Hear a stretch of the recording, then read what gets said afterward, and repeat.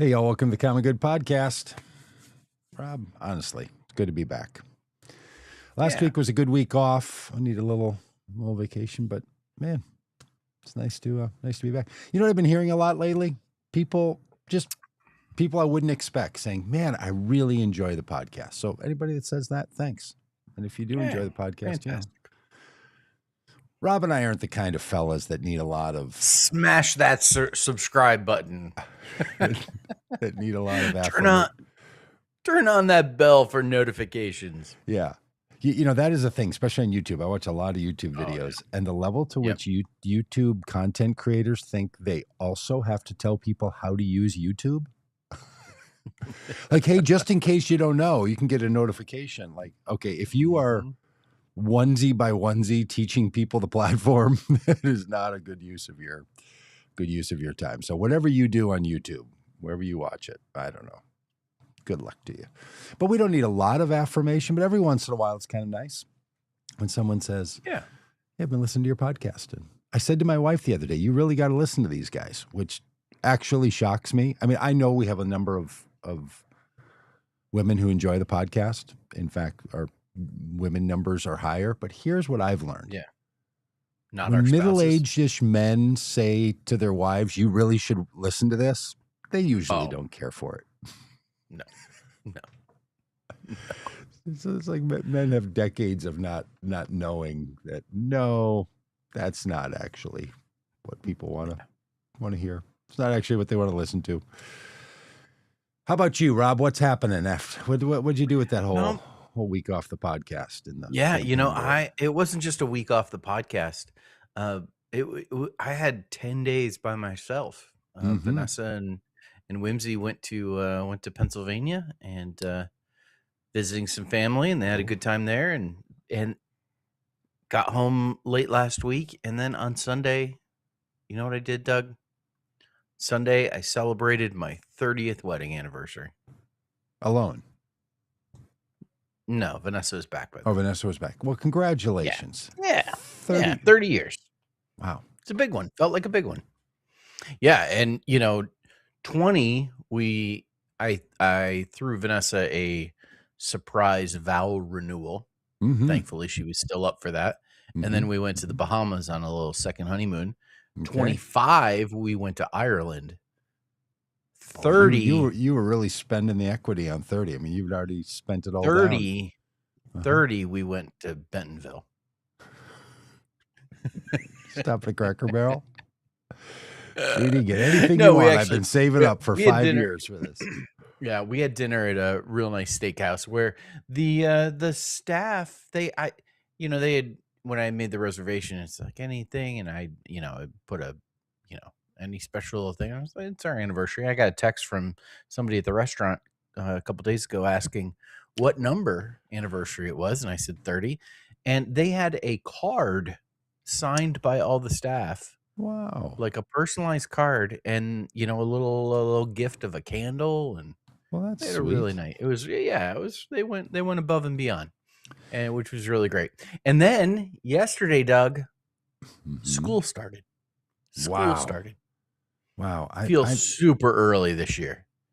I've been hearing this. I saw other people that are like in, I don't know, Nashville or something, like, hey, the kids are back in school. And I'm like, it's the 10th of August. Yeah.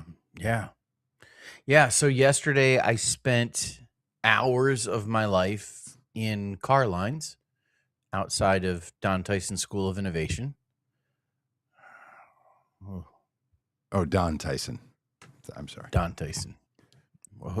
You thinking Mike of a different Tyson? Mike Tyson. For some reason, you said Mike Don Tyson. School of I pictured Mike Tyson's School of Innovation. Is this like the Tyson? I think I'm gonna start. I think I'm gonna start calling it the Mike Tyson School of Innovation. And then, I mean, you know how fast your mind can sort of like try to make sense. I'm like, no, it's not George Foreman with his grill. George Foreman grill. That's what my brain was doing there. I'll probably go back and look at like what were the screenshots of my face when you said Don Tyson. What now? That's funny. Mike Tyson and George Foreman? George Foreman? What? I I mean, I mean, could understand with the grill. yeah, That was kind of innovative, that's a but long Mike time Tyson. ago. That's right.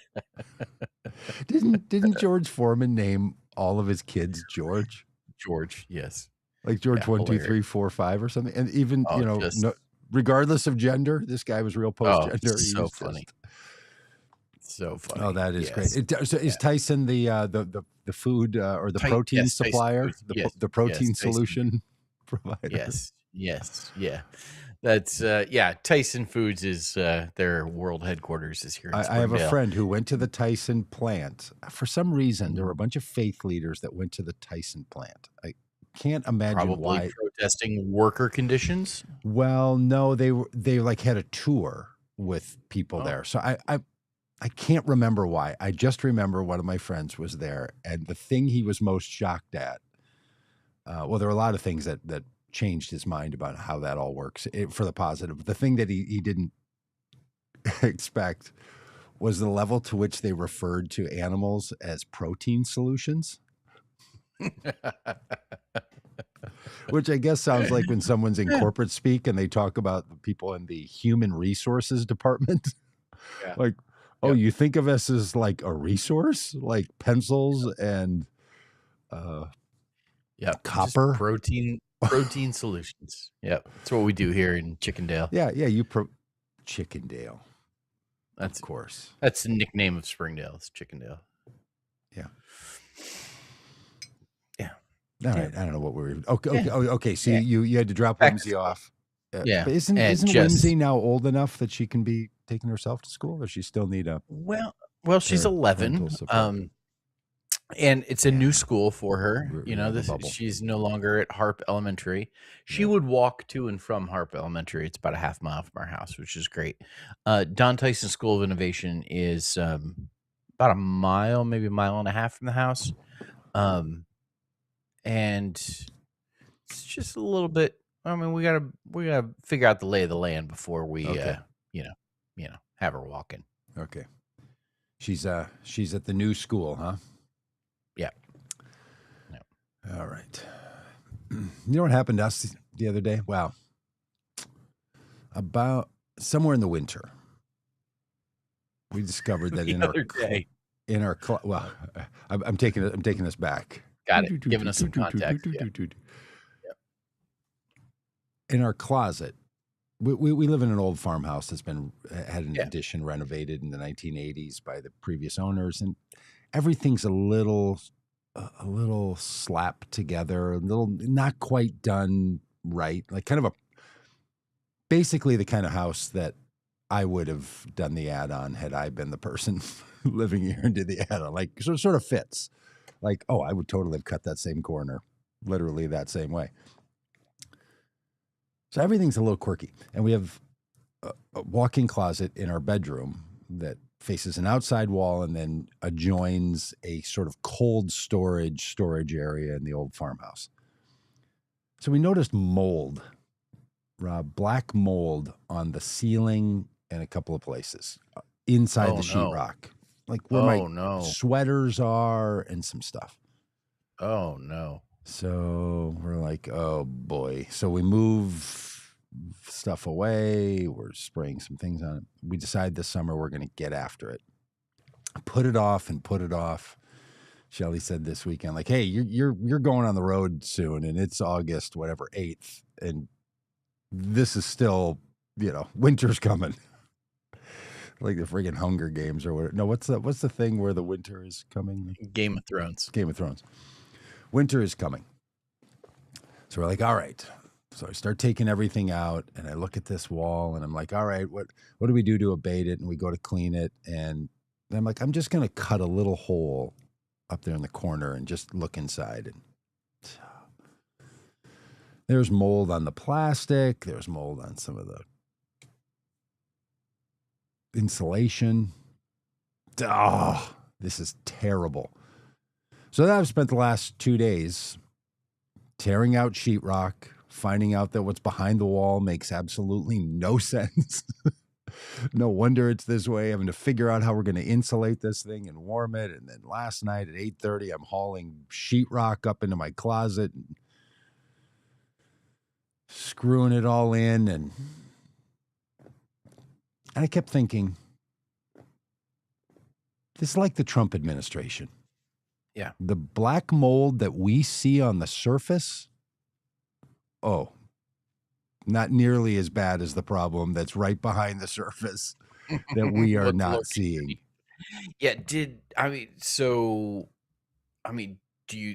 Were you able to get all the mold out? Yeah. I mean, I took all the sheetrock out, took all the plastic, took all the insulation, of which there was not a lot because of the way the wall was sort of added on and constructed. The solution to mold when you're in a cold environment, which we are in Minnesota, and then the house is hot and the closet can be cold and there's no registers running in this, heat registers running in there. So we got to figure out a heat flow. We got to figure out we're going to go maybe with an infrared heater. Have you ever seen these panels? These flat panels that they don't heat the air, they heat the objects in the room. It's like we have an infrared sauna. Yeah, sounds a little space age. You have a sauna? Have you never been in our sauna? I have never been in your sauna. What? I can't call it a sauna because it's not Finnish, but I can't believe you never invited me to join you in the sauna. I can't either. It's in the room right behind me. It's an infrared sauna. It comes together in a kit. You can fit 3 people in it. So it's got these panels that heat up the things in there. So the air is a thing that gets sort of heated up. This is what freaks people out about infrared. Say it this way. Infrared is like when you feel warm from the sun. You can be cool in the shade and you walk in the sun, you feel warm. Is different than when the air is humid and the air is hot. It doesn't matter if an oven heats up all the air in the oven, makes it hot. A microwave heats up the object in the oven, in the microwave oven. Here's your hot bowl of cold soup. Which is why the outside of it can get really hot and the inside's not hot enough yet. Yeah. Infrared is also a wavelength. It's just the red wavelength. So it's not a microwave, but it's more akin to a microwave.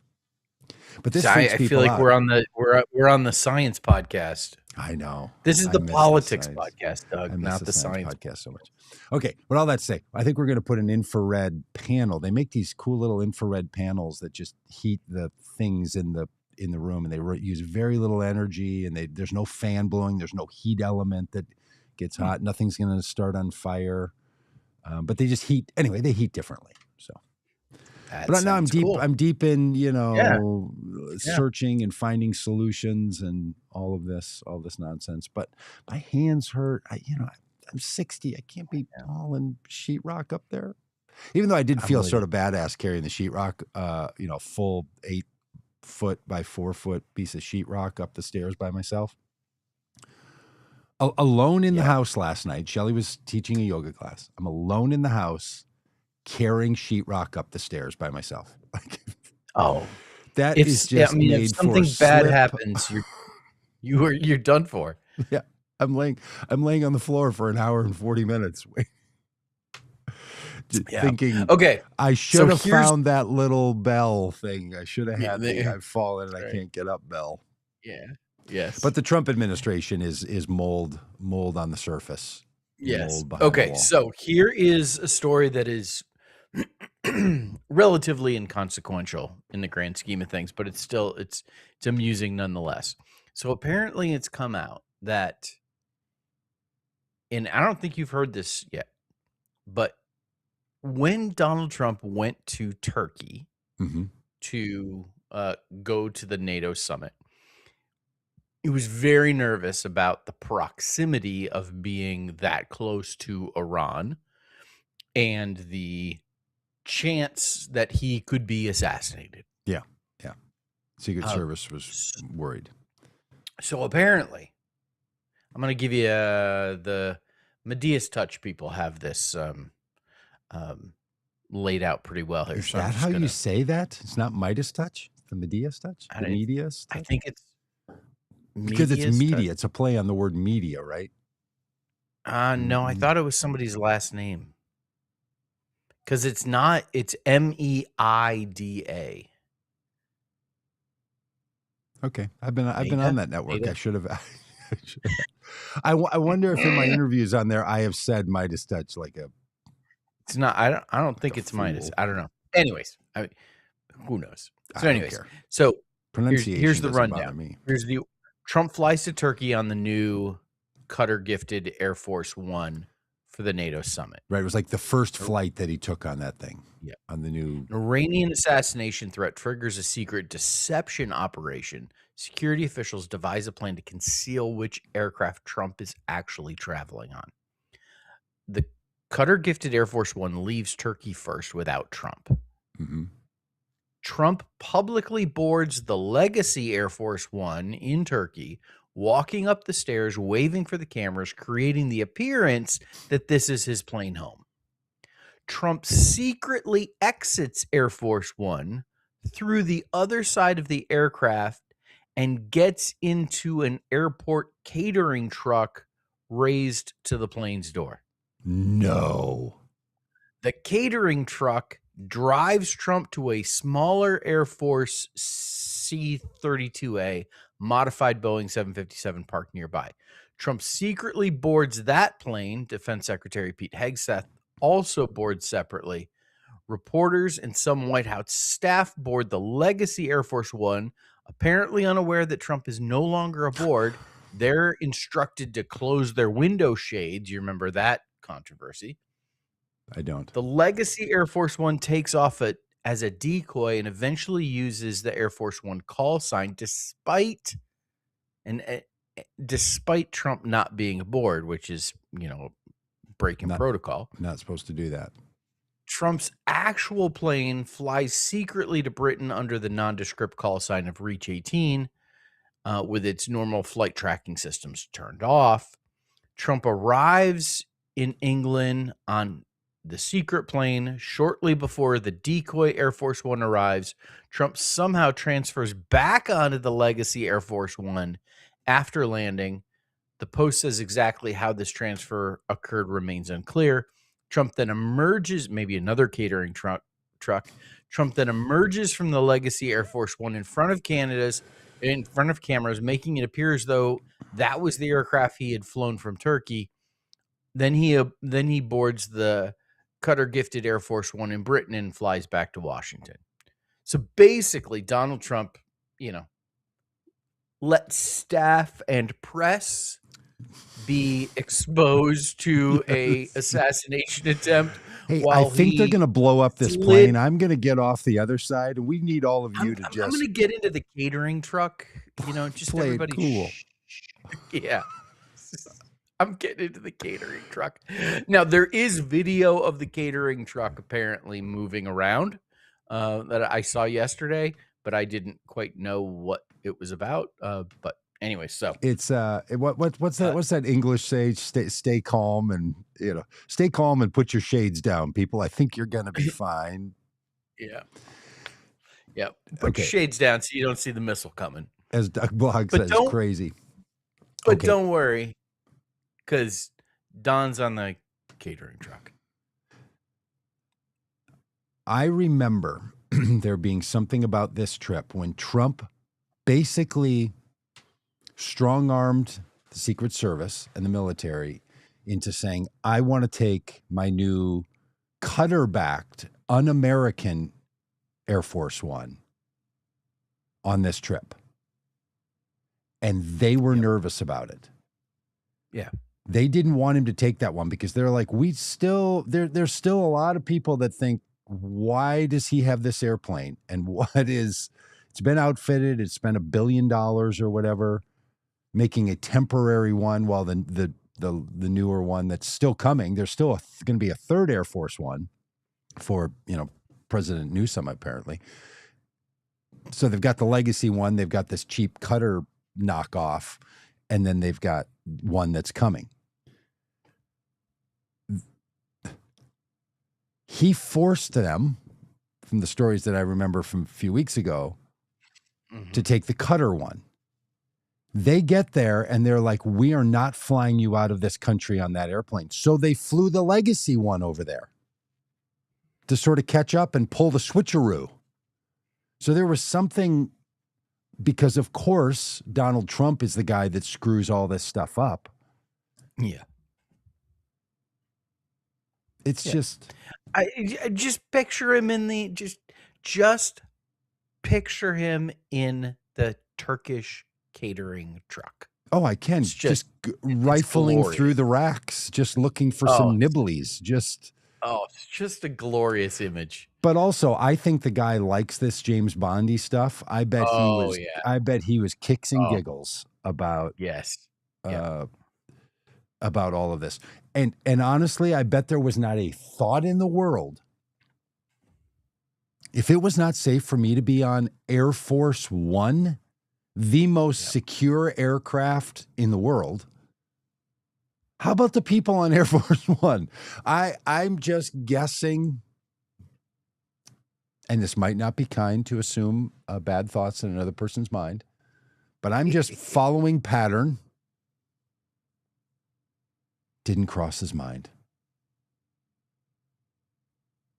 He wasn't going to be like, hey,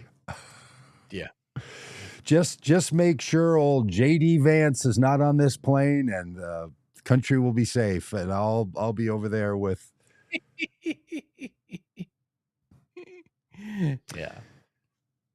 Rob, do you remember 2 weeks ago? Donald Trump sat in his frumpy suit with his old hairdo. Saying charges have been brought against domestic terrorists who attacked the reflecting pool. We have video of them ripping up the liner in the pool that I had my pool guy. 200 feet, 250 feet. No, it's 300 feet. Yeah. I think they're now saying 350 feet. They cut it with a big razor knife, ripping that up. And people said, where's the video? Oh, they have it. I've seen it. You saw it. Oh, can we see it? Yeah, just call the Parks Department guy and he'll get it.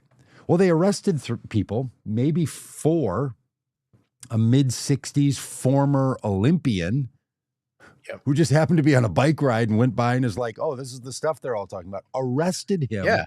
Oh, there's a piece floating in the water, and so he takes it out.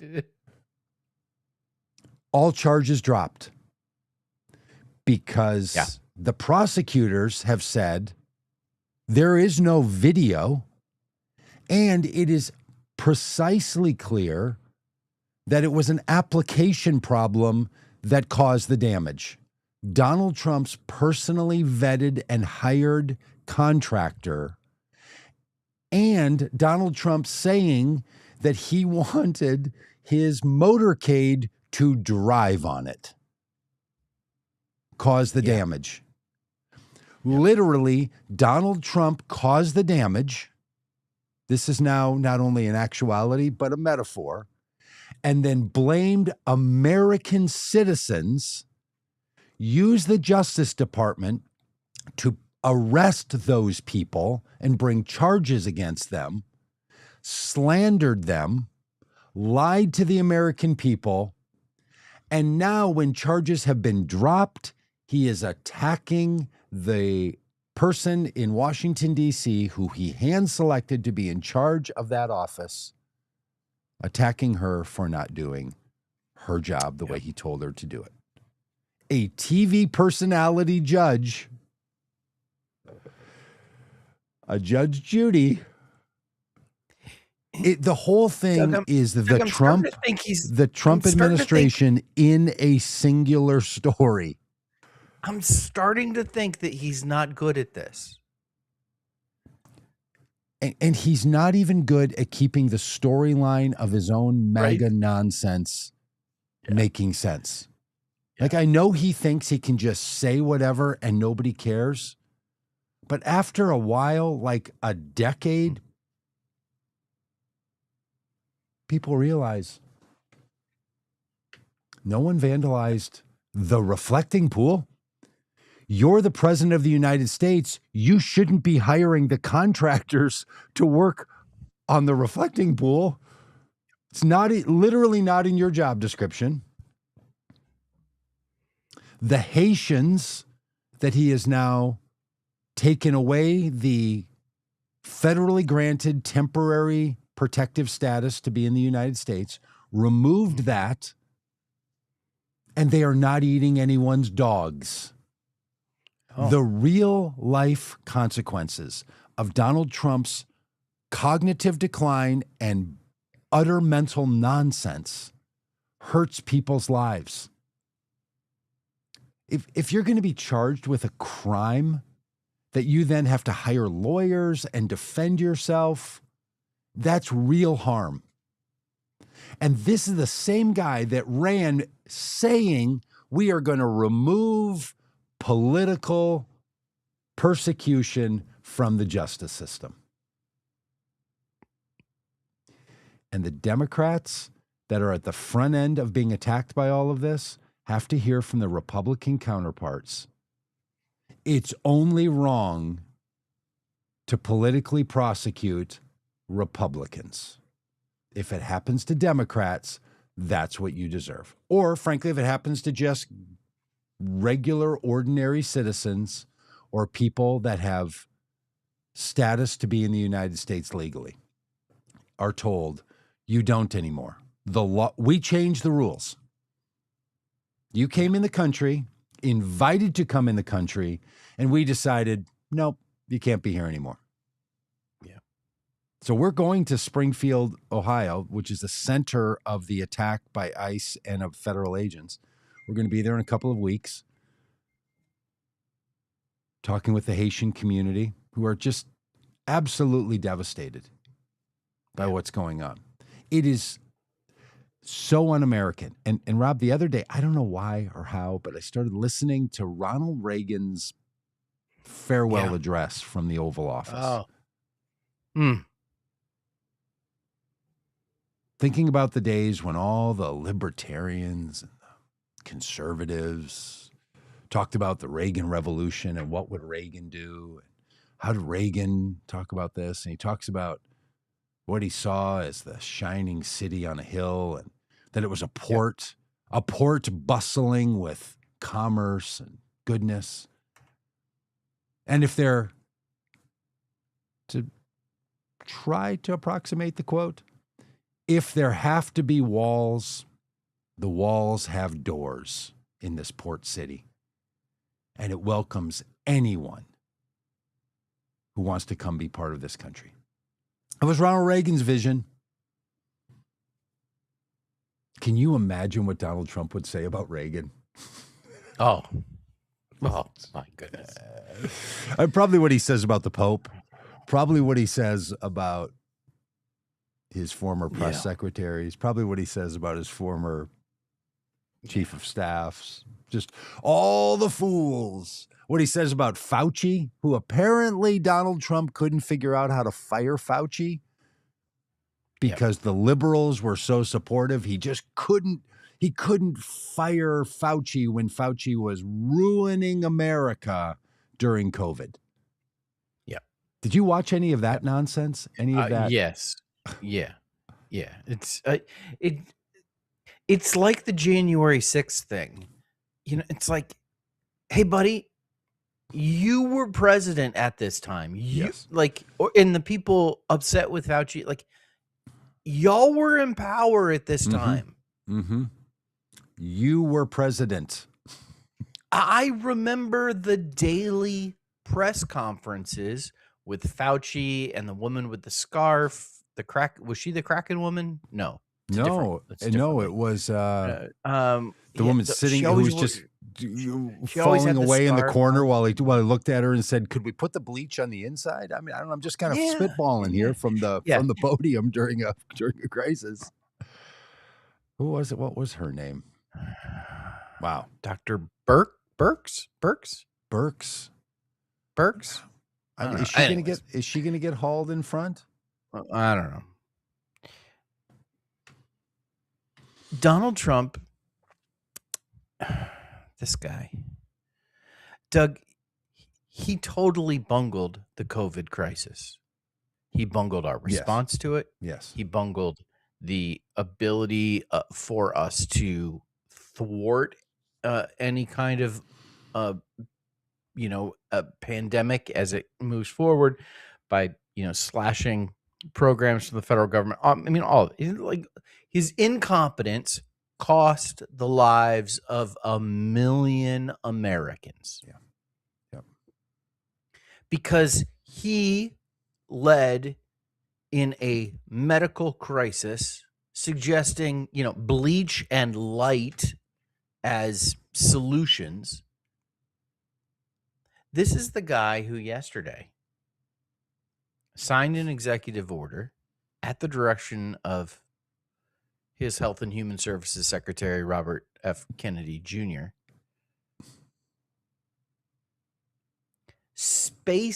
Changing how vaccines are administered to children in the United States of America.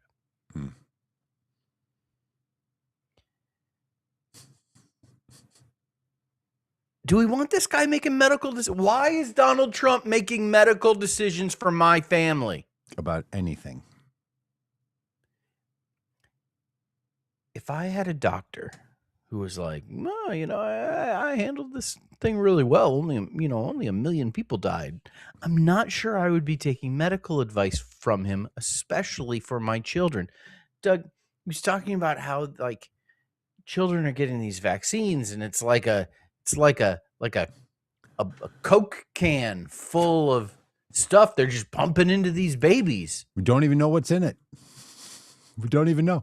Nobody's even heard of this before, but I don't know if you know, but we don't even know what's in. Now, look, vaccine protocols in the United States for babies for a long time was built around convenience of doctor's visits for parents.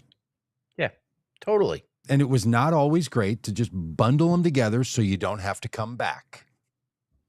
When that was realized by your average pediatrician or the doctors, they changed the protocols. Yeah. Vaccines are not the problem in healthcare. Vaccines are the solution to massive problems in healthcare. Who's making those decisions? Doctors and health professionals, not politicians like Donald Trump and RFK Jr. Yes. and whoever that woman was standing next to him, nodding her head like a weirdo while he slept during the announcement. What a shit show, Doug! How can we take any of this because seriously? the man has failed at the two primary things that he promised Americans: to get the economy going on their behalf and to keep the United States out of international conflicts and to solve the wars in Ukraine, Gaza, and the rest of the world. And instead, as far as I know, Gaza is still occupied. Hezbollah is still fighting with Israel. Ukraine and Russia are at it as deep as ever. Yeah. And we've started a new war that Iran is making demands on the United States that the United States can't fulfill. Yep. So, and the economy is outrageously bad. Inflation is crazy. And meanwhile, jobs numbers, everything he's worked on, from the reflecting pool to the ballroom, which is now a military site or something. Have you see this? Like I'll find. Well, I knew that they were trying to build a secure bunker underneath it, and they wanted all the but funding for the ballroom to basically be the hat on top of the real military installation. So we just need federal money. No money's going to go to the ballroom. I'll privately raise it for the hat. But, you know, the stuff under the hat, that's going to cost a couple of $1 billion of Treasury. Yeah, and please don't use the same contractor you had the reflecting pool. Listen, this is a guy whose track record, like, I don't want him messing with the vaccines the children are taking. His track record is so dismal. And what truthfully, what has he done well? What has he done right? What? Yes. What? And okay, this is a man who during COVID kept in place a team, including Anthony Fauci, who then a bunch of conservatives were blaming for the COVID virus, are still blaming for the COVID virus. He now says was criminally negligent. Again, someone Donald Trump stood next to day after day after day. Donald Trump is now the same person that has hired four-namer RFK Jr. And by the way, you don't need four names to be in charge of determining protocols for vaccines. Shall we do a quick dive on Robert F. Kennedy Fitzgerald Jr.'s competency on this issue? Because you know what we do not call RFK Jr.? We don't call him Dr. Kennedy. We don't call him Dr. Kennedy. Well, why don't we then call him Dr. Because he doesn't have a doctorate. Because he's not a doctor. Literally, I'm not a doctor. What he is a crackpot, personal experimenter who has brain worms because of his own terrible decisions that were fueled by his heroin addictions. That's the guy. And I'm telling you, in 3 years, 4 years, there are going to be Republicans saying, how could Donald Trump have known what RFK Jr. was advising? Do you remember back in the medical conversations with Donald Trump when he said, we're going to protect in vitro fertilization for Americans? Oh, it's going to be free for everybody. Either your government or your insurance will pay for in vitro fertilization. And then all the pro-lifey people came around and pushed back and knocked it all down. Now he's out there condemning Congress people who are going to freeze their eggs so they can do IVF later. Friend of Rob's, congressional representative, Alexandria. Ocasio-Cortez. Thank you, Ocasio-Cortez. I was trying to come up with a fourth name before I got there. Senior, soon to be senior, senorita, soon to be. So she got some frozen eggs and she's going to name, and then she's going to get to be the senior. So she could be like a junior, like RFK Jr. Like, could a guy, RFK Jr., spend more time running on your family's heritage than your own? Yeah. I mean, but what's in a name? Who cares? Unless you're like, oh, that's kind of weird. Nephew of the famous Kennedys. No. Did you see the video from the... It's just utter lies and nonsense. Whether it is the reflecting pool, whether it is the airplane, whether it is COVID, it's just the blizzard of nonsense. Rob, what did we talk about this little meme that's going around on the podcast a couple weeks ago?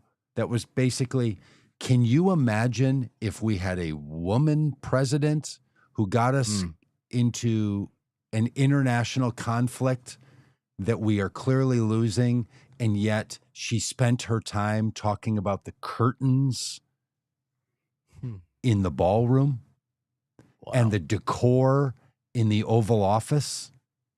Can you imagine if a woman president was seen spending her time on interior decorating narratives?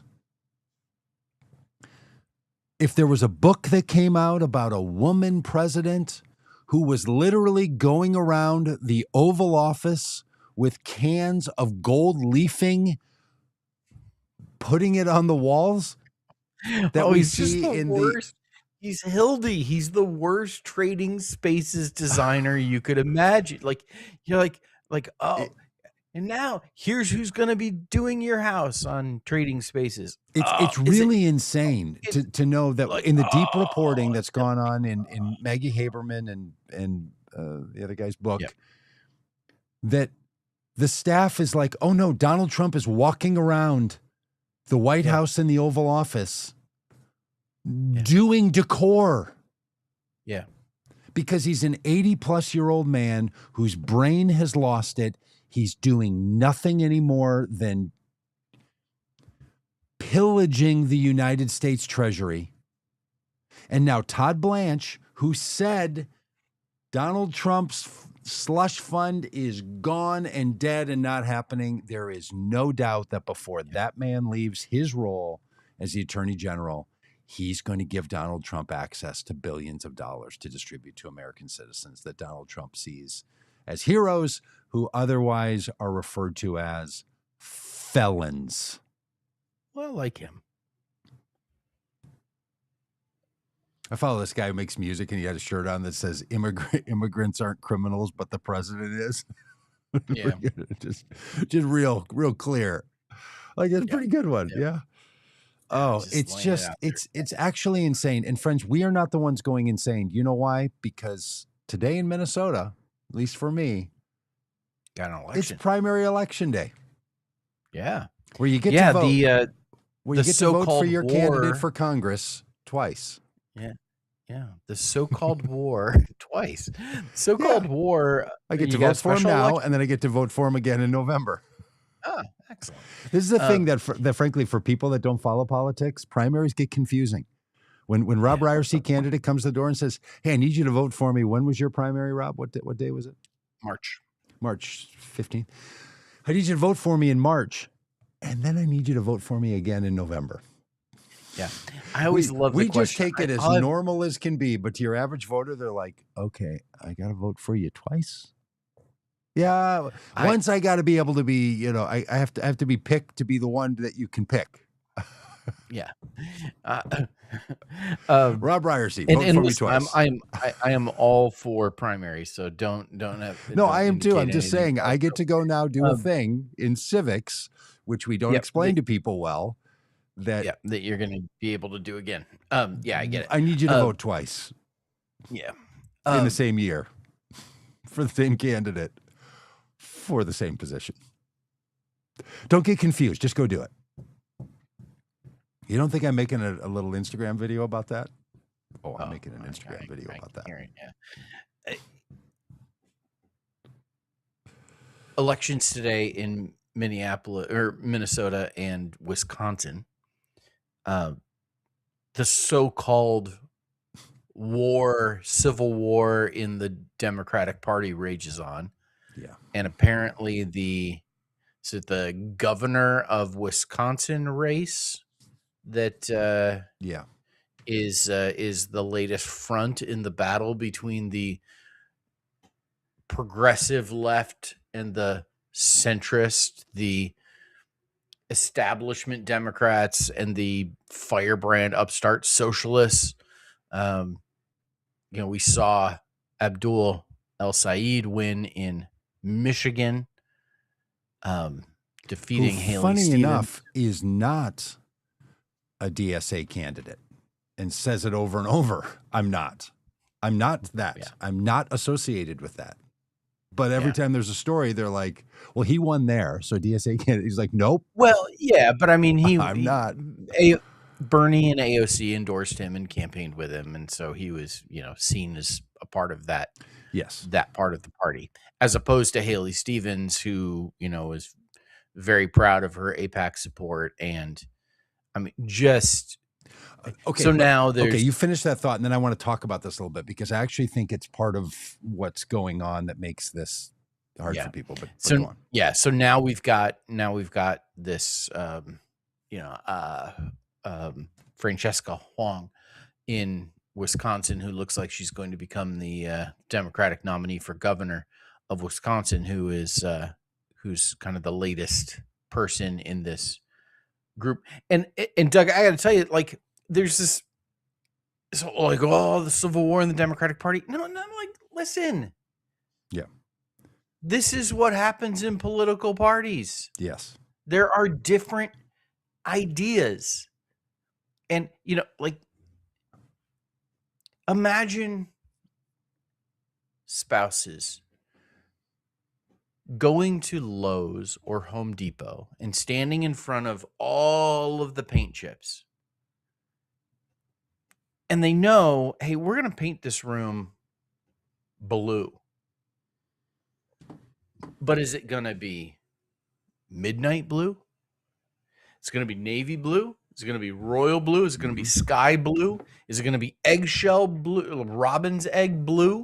What is shade? it purple and people think it's blue? Yeah. Yeah, periwinkle that, like... Where does that fit?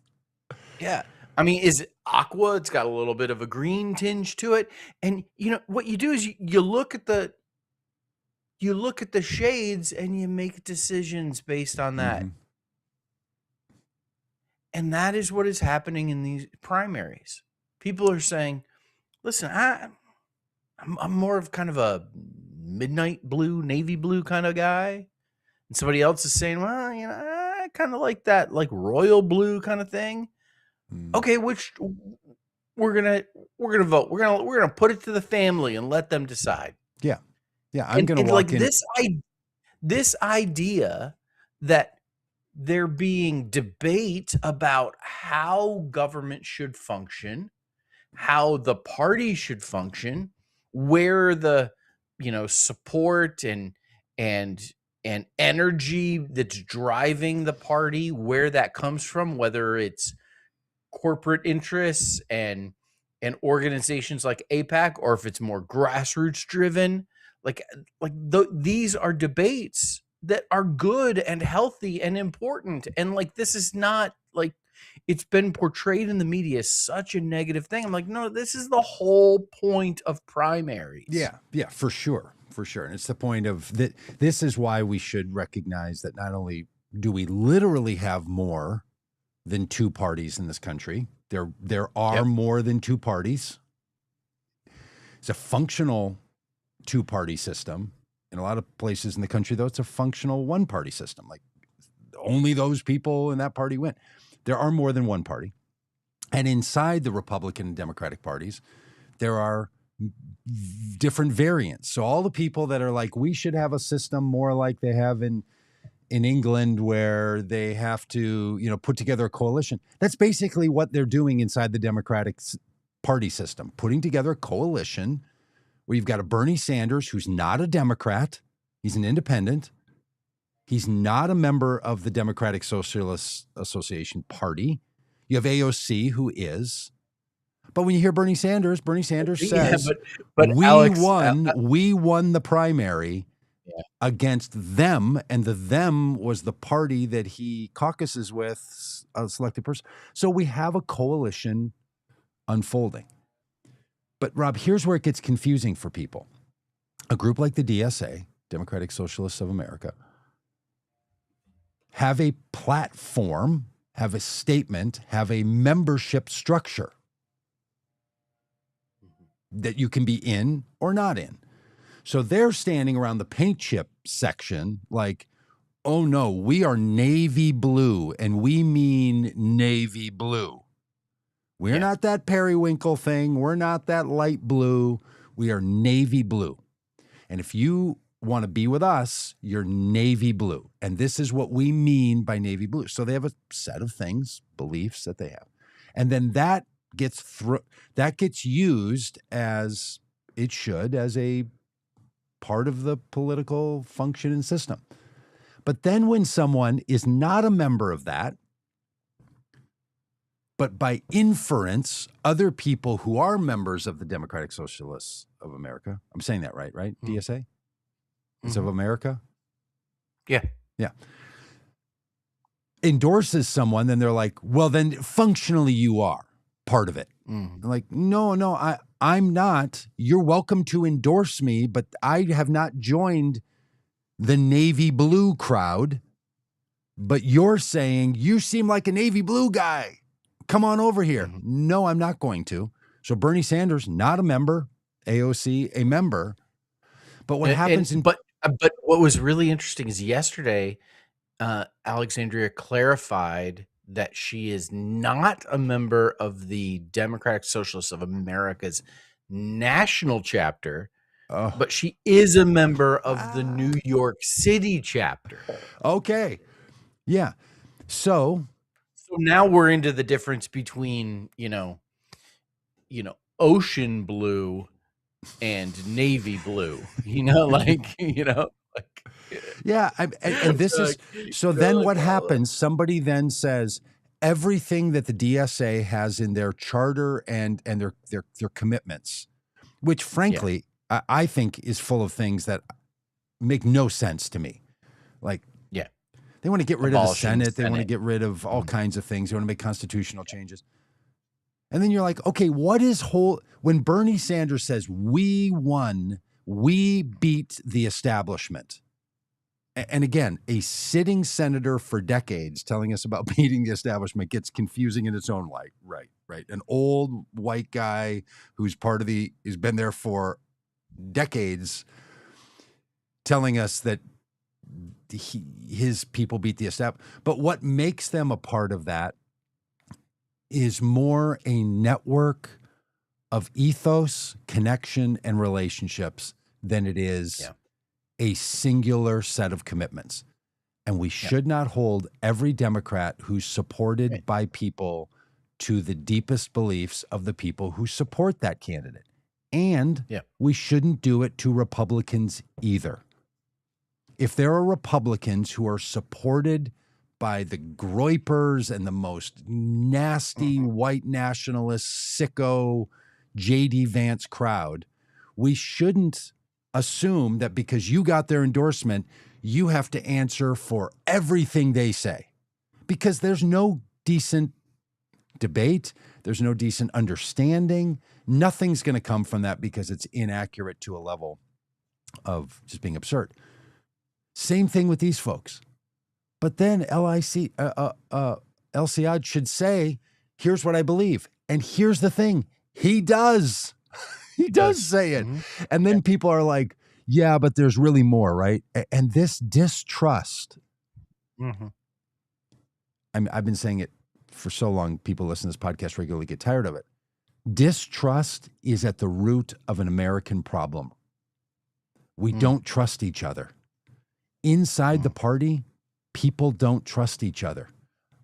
In the last couple of weeks, hearing a number of my Jewish friends say, like, I am as liberal as they come on these topics. But when candidates are asked, do you believe the nation of Israel has a right to exist? And that candidate says, well, you don't ask me that about Palestine. That is not an answer. An answer, do you think Israel has a right to exist, can be, I do. And why don't you ask me that about Palestine? Because I also think there should be two states and the Palestinian people should have a state that should exist. But when you just critique the question and no one can find somewhere that you've answered that question and you say, I don't think that's an important question, you're saying something. So the distrust that exists across this system of the people who are trying to figure out, can they be on the same political side? And then, of course, the distrust of the DSA people who feel deeply connected to that movement from the establishment. They don't trust them.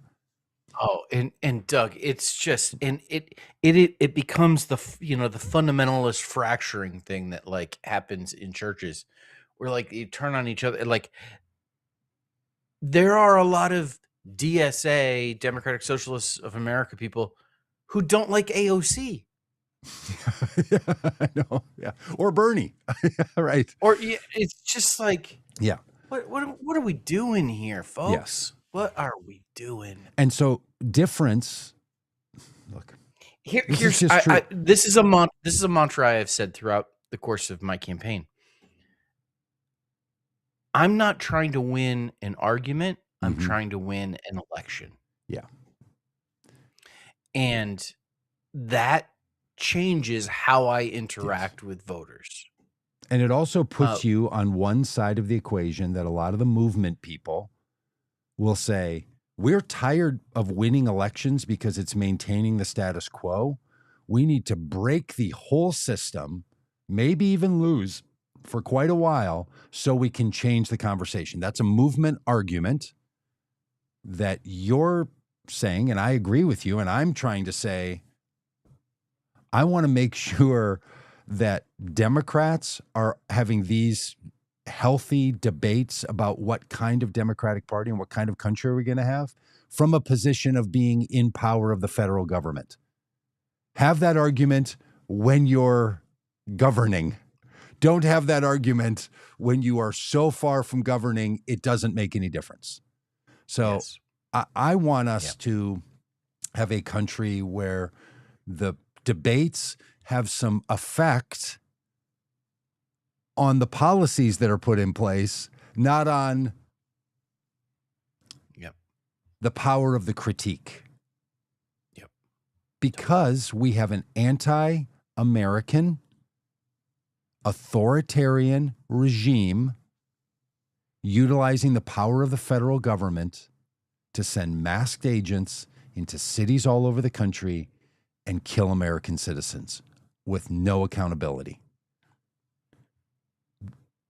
And you can say, well, that only happened a couple times, right? How many times does it need to happen? Yeah. How many licks does it take to get to the center of a Tootsie Pop, right? Like 1, 2, 3. It takes 3 if you remember the little owl from some of our childhood ads for Tootsie Pops. Yeah. How many American citizens need to be killed by masked federal agents that are unmarked, and we should just trust that these cowboys are who they say they are, and then they just run off scot-free and investigations are shut down? How many should there be before you realize that this administration is a danger to the American ideals? Mm-hmm. That's why we have to win these elections. And frankly, there needs to be a robust debate inside Democratic politics about what direction are we going. And we should have it all out. Do we want capitalism or not? What kind of capitalism do we want? Do we want healthcare? Let's have all the debates all the time and do it from a position of being in charge of things. Doesn't seem so hard. Yeah. All right. We got to get rolling. Piece of cake. You guys, Doug, if only they would just let us run the Democratic Party, all would be fixed. Well, not only can we have to run the Democratic Party, we also need to tell people what to do and what to say and how to say it. So there's actually a lot on our list to do. Yeah. That's good. Hey, and look, the answer to our political woes is not found in the political party. It's found in the people of the political party. Anybody still listening to this probably won't think, no, it's actually run by a small group of billionaires that are just telling everybody what to do. We are still a we the people nation. And there are millions of people all over the country that want a different vision of this country. And we can persuade them to come and join us. Yep. I think I mean, it might not work, but we can. We're gonna do everything we can to try. Haven't done it yet. It's like the 4-minute mile. Like people can't run that fast. No, they can. Just haven't done it yet. And now, of course, they have. Did you know? You remember how the 4-minute mile was like this big deal? Like a guy became sort of. Yeah. To qualify for the Olympics, you have to run essentially the distance of a mile, but it's in meters, in under 4 minutes.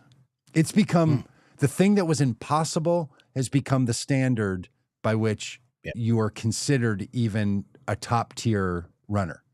Yeah. That kind of stuff inspires me. Yeah. Those things we thought were impossible. Yep. Now just become the norm. There's a saying in movements, like it seemed impossible until it happened, and then then we talk about it like it was inevitable, something like that. Yep. Yeah, some impossible and inevitable switcheroo happens in there. Yep. Yabbit said, sent you a donation. Keep that bus rolling. Thank you, Yabbits. We really appreciate that. By the way, the bus is in getting its superhero outfit on. It's happening right now over at Good Force One being outfitted for deployment. And Rob, you haven't seen it yet. The wrap. You know what it says across the top of the front? Does it say Good Force One? It says Good Force One. I love it. It's my best contribution to Vote Common Good is naming the bus Good Force One. It's just so dang clever. It took us a while. And then the door says, welcome aboard, Good Force One. It was only our fourth or fifth time out on the bus, but yeah, we finally got it. So now it's called Good Force One, and it's not paid for by the Qataris. George Soros, the Qataris, or George Soros. It's American built. Who paid for the bus? It's American funded, unlike the Trump businesses. Yep. And you don't need a Turkish catering truck to get on it. Administration. Americans for America. Yeah. All right, I gotta go. I got 10:30 meeting. I gotta go put my flag pants on and just wear them around today. All right. Thanks, everybody. Thanks for being part of this. We'll see you next week. Bye. Hang on, I gotta figure. I can't figure out how to.